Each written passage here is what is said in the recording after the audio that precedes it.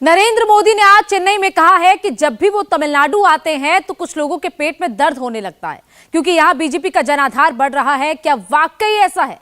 क्या south India में BJP को अब नॉर्थ इंडिया की पार्टी नहीं माना जा रहा है? क्या मोदी ने वाकई दक्षिण भारत में अपनी पार्टी को मजबूत किया है? और अगर ऐसा है तो फिर साउथ इंडिया की 130 सीटों में से बीजेपी को इस बार कितनी सीटें मिलेंगी? क्या दक्षिण में मोदी अपनी पार्टी का स्कोर बढ़ा पाएंगे? क्योंकि पिछले चुनाव में बीजेपी को 130 में से सिर्फ 29 सीट मिली थी। साउथ इंडिया की सीटों पर सीएनएक्स का ओपिनियन पोल क्या कहता है, इस रिपोर्ट में देखिए।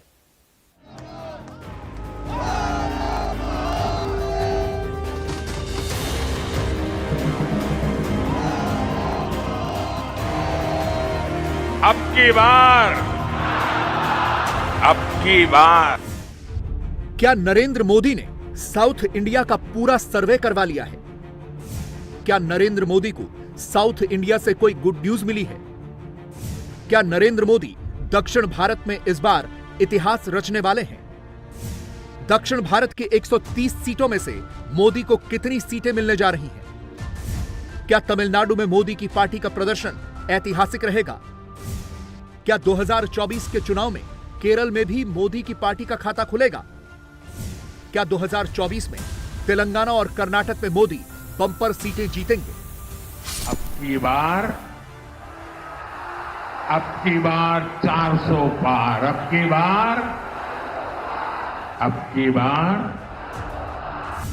बार 400 पार।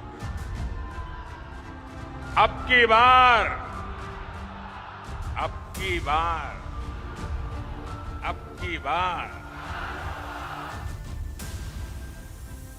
प्रधानमंत्री जहां भी जा रहे हैं 400 पार का नारा लगा रहे हैं, लेकिन 400 सीटें हासिल करना बहुत मुश्किल काम होने वाला है।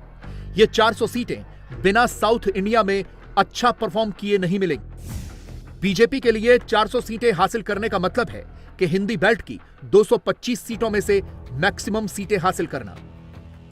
वेस्टर्न इंडिया से भी मैक्सिमम सीटें हासिल करने में मोदी को कोई समस्या नहीं है। ईस्ट इंडिया यानी बंगाल और ओडिशा में भी प्रदर्शन 2019 से बेहतर करना होगा और नॉर्थ ईस्ट की 25 सीटों में से मोदी को मैक्सिमम सीटें हासिल करनी होंगी। लेकिन सबसे ज्यादा जोर लगाना होगा साउथ इंडिया में, जहां लोकसभा की 130 सीटें हैं और मोदी के पास इन 130 सीटों में से सिर्फ 29 सीटें हैं।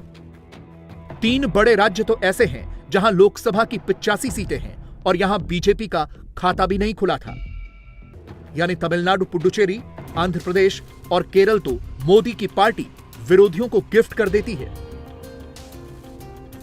लेकिन इस बार क्या होने जा रहा है?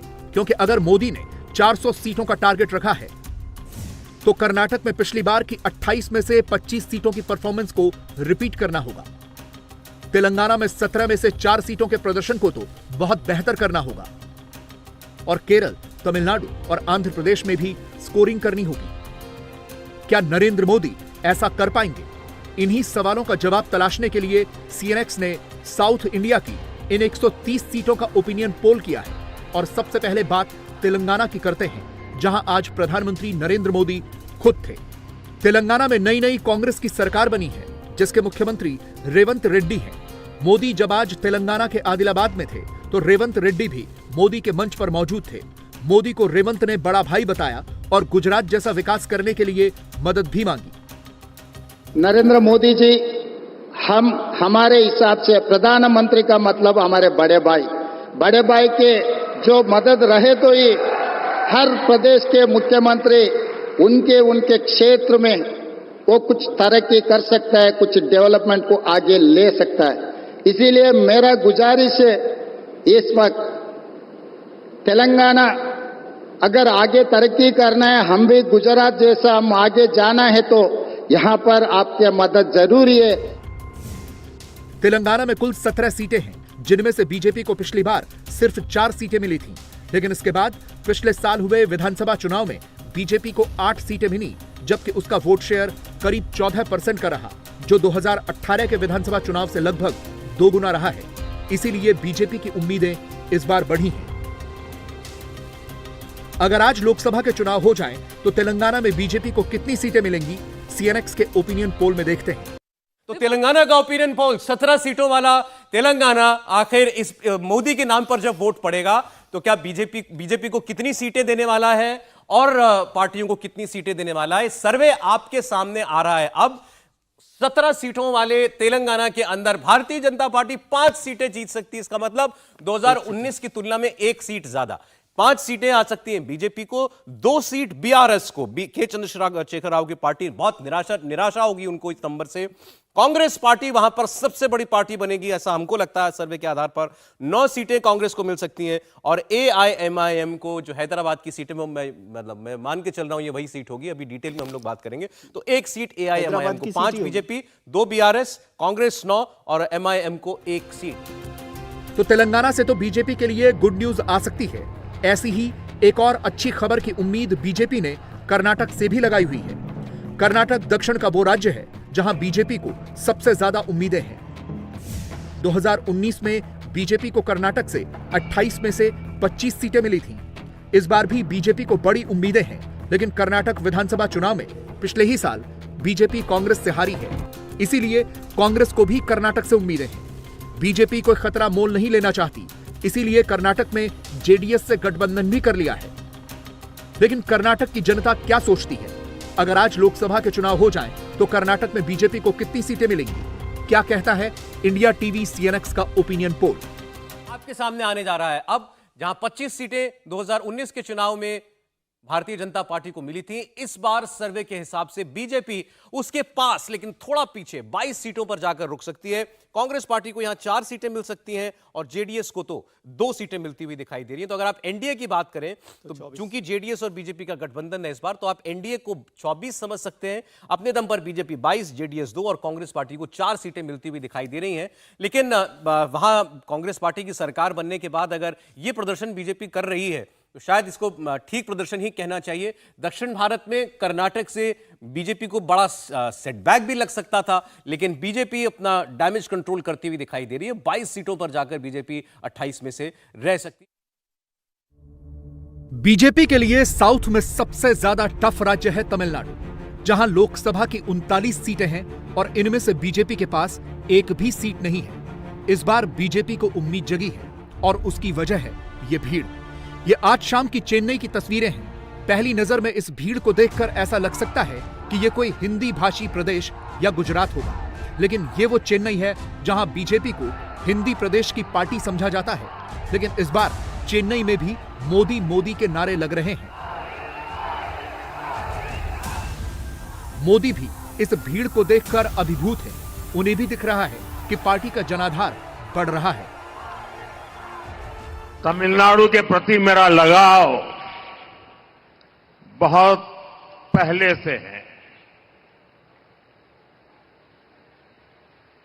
मुझसे आपका प्रेम भी बहुत पुराना है, लेकिन इधर कुछ वर्षों से मैं जब भी तमिलनाडु आता हूं, कुछ लोगों के पेट में दर्द होने लगता है।